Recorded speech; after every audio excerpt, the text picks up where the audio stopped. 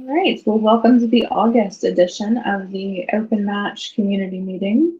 Anybody that's new joining us today wants to say hi?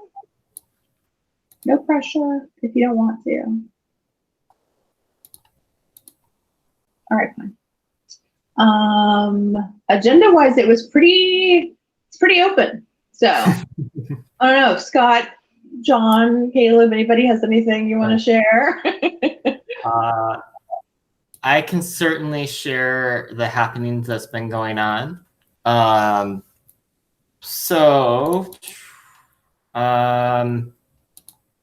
Let's start with stuff that's been going just on the PRs on GitHub. We've got a few PRs doing some just bug fixing and stuff, or not like issue fixing. There's not really any major bugs that we've discovered that are like, it's behaving wrong, we need to fix it. But there's issues with the code and it's being cleaned up. The really notable one is that we are getting PRs from it. Appears to be from the Wargaming is sending PRs for the Helm charts, and so they've been trying to refine how OpenMesh is deployed with Helm. Specifically, the first PR was fixing that the release name wasn't used in the resources which were created, which prevented them from running multiple ones in a same cluster or in the same namespace, which seems to be a Helm, like typical for when you deploy something with Helm. So they fixed that. There is a side effect of that, which is the service names will change because they were not consistent with that rule. However, if you keep your values that YAML the same, your host names will override those values, so you won't change. So if you have a deployment running already and you don't want to have to recode all of the other stuff that's pointing at OpenMatch to use new service names or host names or whatever, you can just keep your values at YAML and it will. It should continue working. I'm a person that tested it, but that's how it was set up. So that's cool. They have another one coming here about Helm package versions and stuff, and we have a whole big issue of like, there's a bunch of things with the Helm deployment that could be improved. So that's been happening on the PRs. Any comments, questions, concerns, or?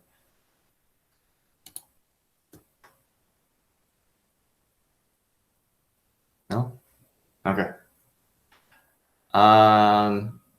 Let's see. So as far as on issues go, we have had some discussions, and we're doing a better job. We're gonna be bringing these discussions into the community a little bit more.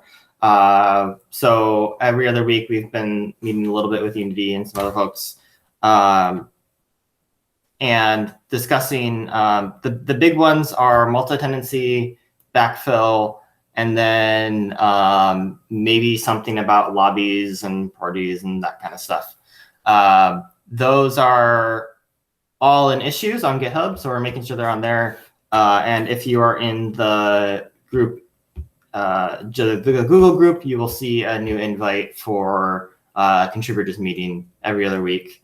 I was going to add it after this meeting, after I told everyone about it. So those are some exciting things happening there. I don't know if anybody wants to comment on any of those. Those are all really exciting. They are all really exciting.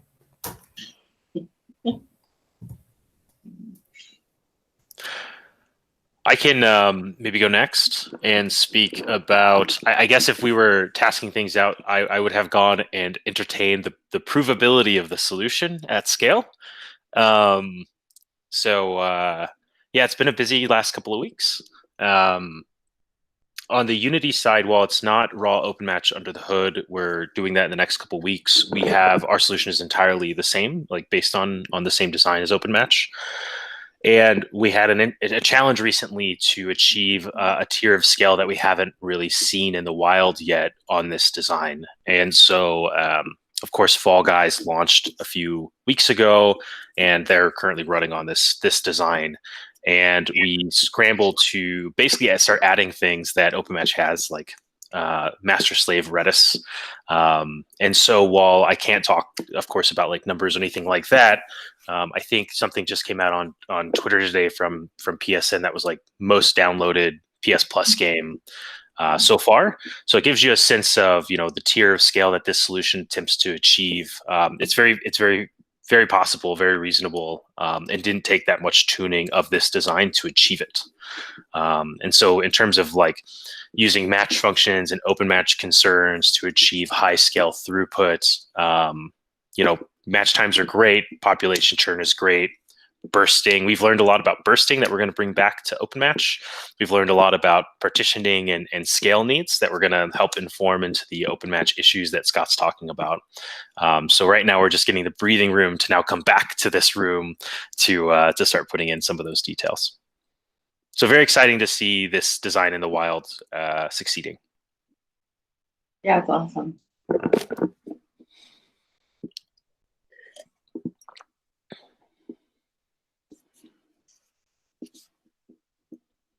I guess the one thing I would caveat to that, this feels like the right form to do it, is that while there were some, if you were playing the game, you probably saw some issues related to like matchmaking and server downtime. Not related to the design here. It was just related to our operation of the service, not necessarily to the OpenMatch design itself. Yeah, and I'm hoping that we're gonna get out of this a lot of good lessons and best practices, and hopefully, like, I guess this is a request of we can get those, and then we'll work on documenting them, and then everybody will benefit from that and have more confidence going into working on their game, that they're gonna be able to just scale if they have, you know, the dream is happening to Fall Guys right now. So if the dream comes true, yeah, it's very possible. It does take some mental hurdles around guidance related to like how many profiles of your function to run and how to like limit what the functions do. We went through a lot of tuning exercises sort of right before and right after launch, and the tuning exercises really made a difference in terms of taking a game from, you know, almost doubling what's possible. And it's just a matter of how you load up which profiles to run. Getting some of that, I don't know if it's the intelligence or just the tuning guidance. We can talk about that and whether or not how to bake those into OpenMatch so that everyone doesn't have to reinvent those. I think there's a lot of magic in this kind of magic part. I think we could develop a comprehensive demystification of some of that. And we're happy to inform on that once we get a little breathing room here. We're about a week away from it, and then we're going to be putting some more folks into this room.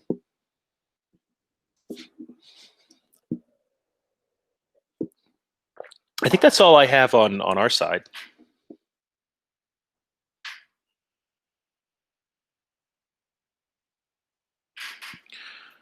So in terms of community meeting, this is a good opportunity you have the experts in the room, so ask questions about matchmaking all up, ask questions about the OpenMatch roadmap, engineering processes, ask questions about how to get involved. If you're finding this online, of course, like just go ahead and join the OpenMatch Slack group. Is where we're currently sitting. We have users and development channels.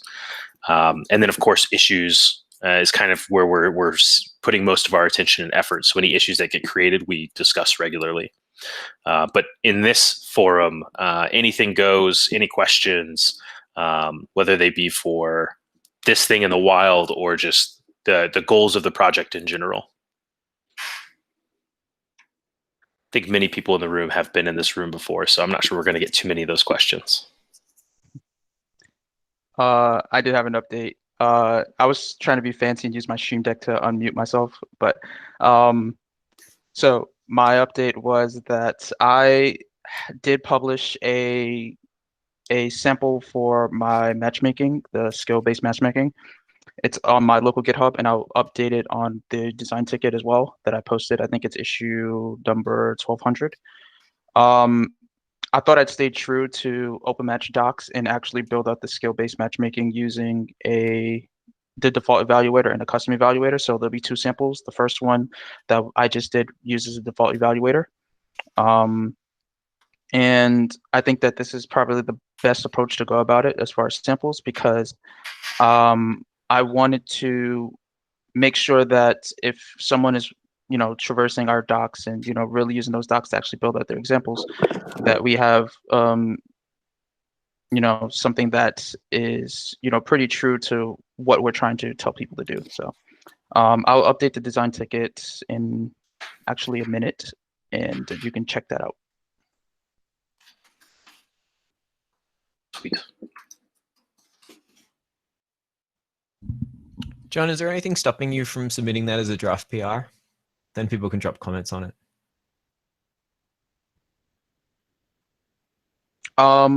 There's nothing stopping me from doing it as a PR.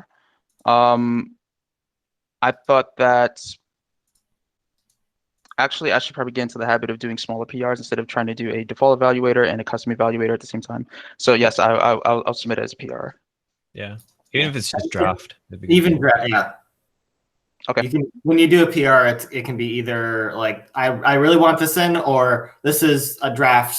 I don't actually want it in yet, but like I'm working on it so people can look at it, that kind of stuff. Okay.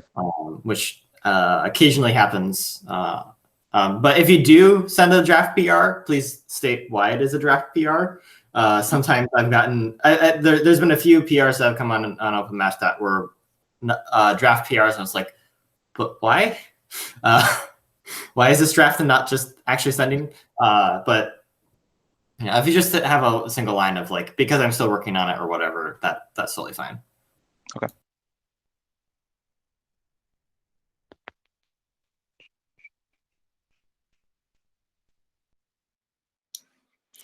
There's a question on the side from Eric just regarding Fall Guys and OpenMatch. Just to clarify, Fall Guys is not on vanilla OpenMatch.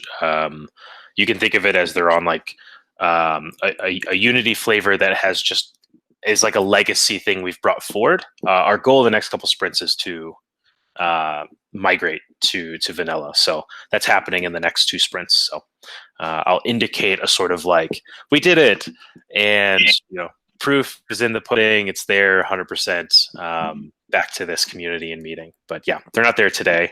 They're on a design that is the exact same as OpenMatch. There's a historical reason for why we diverged briefly. Basically, like we needed to go a little faster, and we didn't have the staffing at the time. But now we do, so we're coming back, and that's been a couple months of progress. That is now we finally have the internal testing and metrics necessary to know about the performance differences. And so in the next couple of weeks, we should see some PRs from our side that are those performance things we've noticed coming back into the OpenMatch core. So like in our scale testing, we've gotten to 175,000 tickets per minute. On OpenMatch, we're seeing numbers about half that, but that's just because we haven't spent enough time tuning and adding the horizontal scale test verifications. That's what we're doing over the next 2 sprints. So hopefully we'll see total soup to nuts proof that it's the same. So was that April? I was just saying it's awesome and very exciting. So Yeah, it's been a long little time project. long time coming. Our little baby getting a big game to. Yeah. Our goal is to convert all of our existing infrastructure to OpenMatch in the next month. It could take longer than that, but we want to get everyone who we're currently hosting across the board. And just in terms of the way we like publish our like who's on what, we do case studies on unity.com. So there's a Fall Guys case study that indicates we want to do a deeper dive into the numbers and how it works. Right now, it's just an indication that they're on multiplane matchmaking. So when we get the conversion through, we'll also talk about doing the full case study. That was going to be my next question. So. Yeah. Yep. You knew that And was coming at some point. One of the things that we want to do is just talk directly with.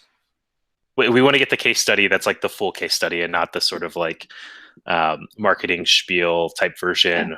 We want to get the open match numbers, and some of that is IP information, right? So that's a challenge that just all game companies have in general. Is you build common infrastructure, everyone who ships on it, it's like their information, not your information. So we're gonna do some work internally to figure out how to share out the useful bits to this group. That's great. That would be really helpful just for gaming open source in general. For sure, we're gonna see what it looks like to do that. Awesome.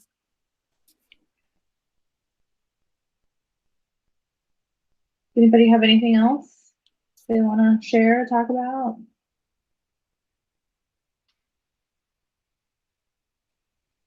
Has anyone managed to go full Agones with their open match integrations with their own directors? I've seen a lot of threads about it, so I was just wondering if anyone in the room has managed it. We did a sample last year in the fall, but Okay, I was just asking. What do you mean by full Agones?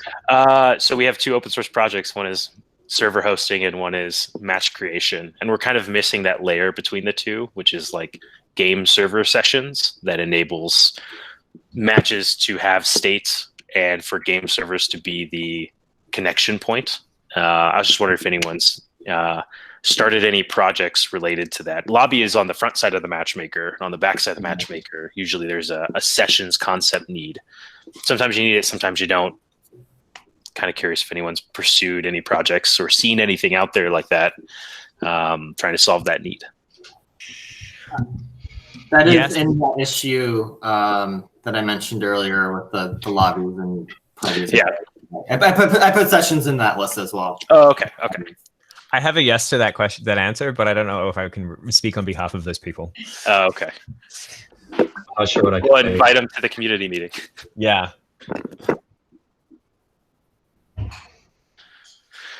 Okay. Well, I'm sure we'll see more over the next year. I think we'll see things like Lobby start to take on some life. Front side of matchmaking, connection point to server authoritative player presence and team presence. And maybe as a part of that, we'll talk about sessions as the backside of players connected to which games type of logic. Very cool. Very exciting.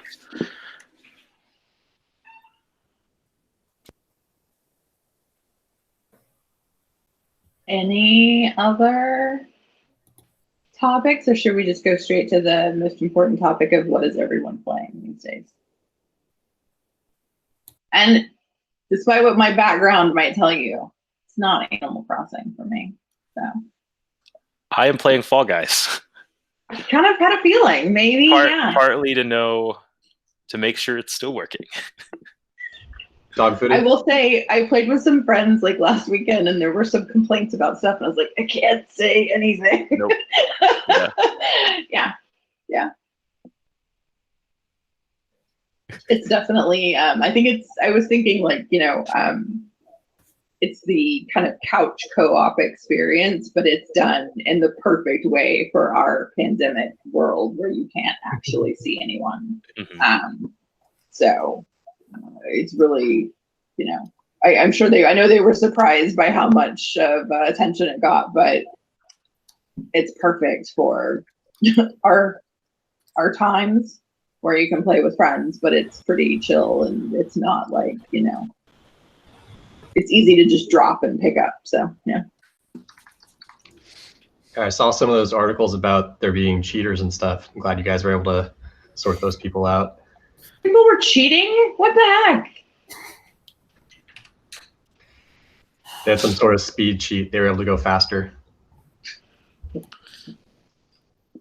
There was a fantastic video of someone cheating onto a ledge in one of the matches. Oh, I saw that. Everybody else working together to boost someone else up and push the person off into the goo. Oh, that's awesome. But yeah, no, I played Fall Guys a little bit. It's been fun. I've also been completely addicted to Microsoft Flight Simulator when that came out. That looks good. It's good. Gorgeous. it looks really good. I don't know, planes are fun. It makes me want to drop several grand on a new machine, though. Mine's like 6 years old and it can't run on the high settings. It is the game that has made me decide that this next graphics card generation, I'm going to do a PC upgrade. I swear. For like 5 years. I'm just not sure if playing it would be good for my fear of flying or not. I don't know. Although I did see a funny tweet where someone was like, the stewardess comes out of the, cockpit, terror on her face, and was like, has anyone played Flight Simulator on hard? We just need somebody that can take over. Yeah. Have you seen Economy Simulator? No. This came up on my Twitter feed. Hold on, let's see if I can find it. There's a game that simulates you sitting in economy. Like economy airplane. Yeah. Got it. Yeah. Here we go. I mean, Because everyone's just hating. Everyone's just missing. is it like a VR game where someone's kicking the back of your chair? Oh, here we go. Here it is. I found it.